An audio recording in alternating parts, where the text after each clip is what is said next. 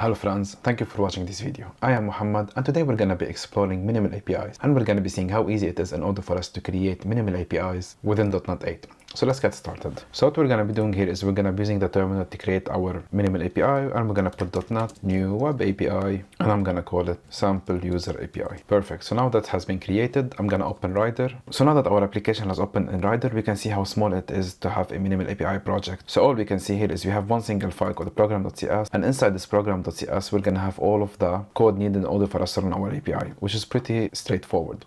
So let us run this and see what's happened. So now we can see once we have run this, we are able to see that we have our simple API, we have one endpoint. If we try it out, click on execute, we'll be able to see we have random stuff. So let's see how we can actually simplify this way more in order for us to see that the minimal basic requirement in order for us to have our API up and running. So what I'm going to do is I'm just going to remove some of the items that we have here. So I don't need the record for now, so let's remove this. I don't really need this endpoint. We can create a simple one. And for now, I'm just going to be removing this, but we're going to be adding them later on. So first of all, summaries, I don't need that. And for now, I'm just going to be removing Swagger. So I'm going to be removing this and I'm going to be removing this. And now we can see we have only 3 lines of code. And what I want to do here is I'm just going to add a simple endpoint. So I'm going to put app map get and I'm going to say hello. And then I'm going to create an output from this. And I'm going to say welcome to minimal API. So remove these brackets. And now with the 4 lines of code, we can see here I have a fully functional API. I have a get request for an endpoint hello. And then basically when I call this, I'm able to get a response back. So let's see how this actually works. So if I open Postman, let me run this my application now. We can see now my application is running on port 5249. So let me copy this. And if I come here in Postman, and I add this link and I put /hello and I click on send, we'll be able to see that I have welcome to minimal API. And we can see within 4 lines of code, I was actually able to have a fully fledged API working directly on my machine. And this is pretty awesome. So now let's go back to actually having Swagger enabled because we're going to be using it in order for us to. So now that we have established how easy it is to create a minimal API, let's start creating our endpoints. So what I want to do here is I want to create like a simple API to manage users. So what I want to do is I want to create a user class. So I'm going to create a class, call it user, and let's actually create it all the way after the app.run because we don't really need it to have it here. So I'm just going to create a class, call it user, and this class will have pretty straightforward user, not use, will have pretty straightforward properties. So I'm going to have an ID and it's going to be of type int. I'm going to call it ID and I'm going to have the first name equal string.empty and it's going to have a last name also string.empty. Perfect. So now that I have my class user, I just want to create a dummy in-memory database. And again, this is all for simplicity's sake. In real life scenario, actually utilize a real-life database like SQLite, Azure SQL DB, or even non-SQL database. If you're interested in this, please let me know. I'll make sure to have a video on this. But for now, we're going to be utilizing an in-memory database. So I'm just going to put var users equal new list of users. And we're going to have here, let's say, first of all, new user. We're going to put first name, it's going to be Mohamad, last name is going to be Lawand, and an ID equal 1. I'm just going to copy this and have 2 other users. So the second user will be, let's say, Donald Duck, and here we can say, and with the ID 2, and another user we can say Mickey Mouse with an ID 3. Perfect. So now that I have my sample database ready and I have my data set ready for me to utilize, let's see how we can actually start and creating the endpoint. So the first thing that I want to do is I want to create an endpoint which allows me to get all of my list of users, and this is going to be really simple. I'm going to put the app.map get, and basically here I'm going to doing a get request. I need to specify the endpoint that I need to call, so I'm going to put /users, and then from here what I need to do is I need to specify the implementation that I need. So all I'm going to do right now is I'm going to return an OK with a 200 status code with all of the users that I have. So I'm going to put return result.ok and I'm going to return users. So now that we have this in place, let us actually see it up running. So I'm going to run my application. And now I'm going to go back to Postman, and instead of hello, I'm just going to put users now, and I'm going to click on send, and we can see here that I have all of my users available. So I can see in the preview, I can put pretty, we can see my 3 users, Mohamad, Donald, and Mickey, all available. Okay, perfect. So now that I am able to actually do a get request, let's do the other 2 endpoints, basically other endpoints that we need to do, which is going to be get a single user.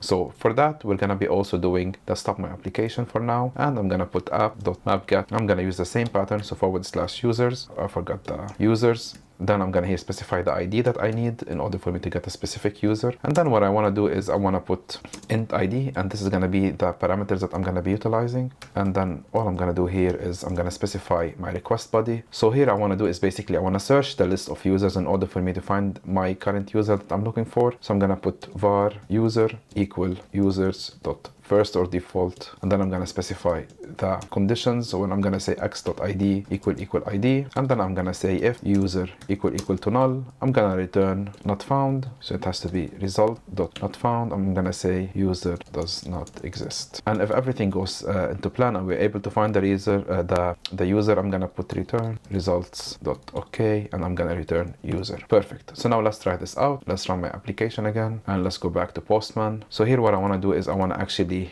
find my first user. So I'm going to put /1, and we can see I'm able to find Muhammad. If I put a random ID, let's say 100, and do send, we'll be able to see here the user does not exist. Okay, perfect. So now we have 2 endpoints available, and I'm able actually to get them. Now let's go into some of the more exciting part, which is actually adding a user to our endpoint. So let's stop this, and what I want to do here, I'm going to put app.mapPost because we're going to be doing a post, and I'm going to put /user because we're going to be adding one. And here what I want to do is I'm going to say what I want to pass, which is going to be the user, and I'm going to say this is going to be new user, and then it's going to be pretty straightforward. I'm going to put here users.add, and I'm going to add the new user. Perfect.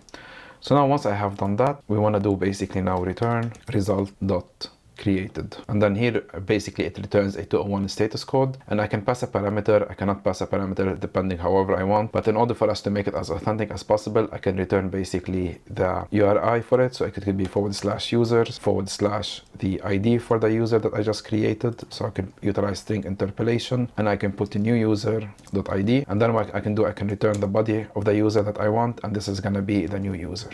Again, in real life scenario, what we need to do here is we need to validate the user data. So we need to make sure that the object is done. Then we need to make sure that we are saving into the database. But again, this is for simplicity's sake. We're not going to be really delving into all of that. So now if I run this, my application, I'm going to go back to Postman. If I change this, let me remove my ID here. If I change this from get to post, and inside the body of the request, I want to add here a row. Let's make this a bit smaller, and I'll make it JSON. So here I want to specify first the ID, and I'm going to put the ID equal to 5, for example. Then I'm going to specify first name, and this is going to be, let's say, Batman, and I'm going to say last name Gotham. So now that I have this, now if I do a post, let's see what's going to happen. I click on send, and basically I'm able to get a 201 status created. I'm able to see that I got the response back.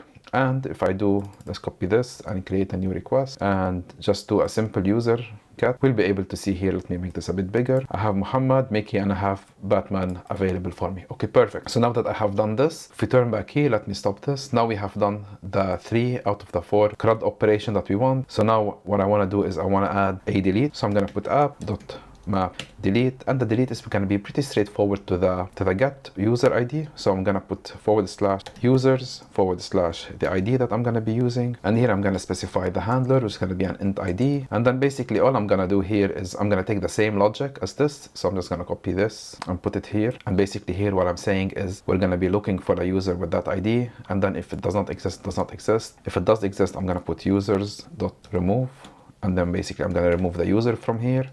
And then once I have done that, I'm going to be returning result.noContent. Perfect. So now that I have done this, I'm able to do a delete. So let's try this out. Let's run my application. Let's go back to Postman. And what I want to do here is I'm just going to change this to get to delete. And I'm going to delete the user number 3, which is Mickey Mouse. I'm going to put /3. And if I click on send, we'll be able to see, what did I get? Oh, it's choosing a patch. It should be a delete, sorry. 3. We got a 204 no content, which means it has been deleted. So now if I switch back to get and remove this ID and put all users, we should be able to see 2 of them, which is going to be Mohammed and Donald. Okay, perfect. So now that my delete is running, now what I want to do is I want to add my patch or put. So let me stop this, and here we're going to put app.map_put, and we're going to have /users, and it's going to require a user as user. Actually put updated user, and then here we're going to basically do the same implementation. So actually what we can do also, we can add an ID, so we'll have a better handling of this. So here I'm just going to put add int ID. So once we have done that, I'm going to take the same implementation as here. So this means we are able to find the user, and then in case we are able to find it, I'm going to update it manually. So I'm going to put user.firstname equal update user.firstname, user.lastname equal update user.lastname, and then once I have done that, I'm just going to return, I can actually return results.okay, and I'm going to return the full set of information, which is going to be users. Perfect. So now that I have done this, let me run my application and let me go back to Postman. And what I want to do here, instead of doing a post, I'm just gonna put a put instead of a post, and I'm just gonna update this body here. So I'm just gonna put 3, and I want to change Mickey to Batman. So if I click on send now, let's see what's happening. Oops, I forgot the ID, which is my fault. So here I just want to add the ID, which is going to be 3, and click on send, and now we can see we actually got the response back. And if I take out the response, we can see that Mickey has been updated to Batman. Perfect. So now within this small example here and small introduction to Minimal API, we were able to see how easy it is for us to have a full-fledged API within a single file, and within this single file we're able to actually utilize all of the resource required in order for us to have our API up and ready. So we're able to create a put, delete, create, get, and get by ID directly through a single file. We're able to see how simple it is to combine all of these different methods directly into a Minimal API and how we can actually utilize them. So this was a first introduction to Minimal API, and the reason we have this is because within .NET 8 we had a lot of good updates on Minimal API, which we're going to be exploring over the coming week. So we're going to be seeing AOT, we're going to be seeing some performance enhancement, etc, etc. So if you like this video, please like, share, and subscribe. It will really help that channel as well. If you'd like to support me, please consider supporting me on Patreon or buying me a coffee. With that said, thank you very much for watching and have a great day.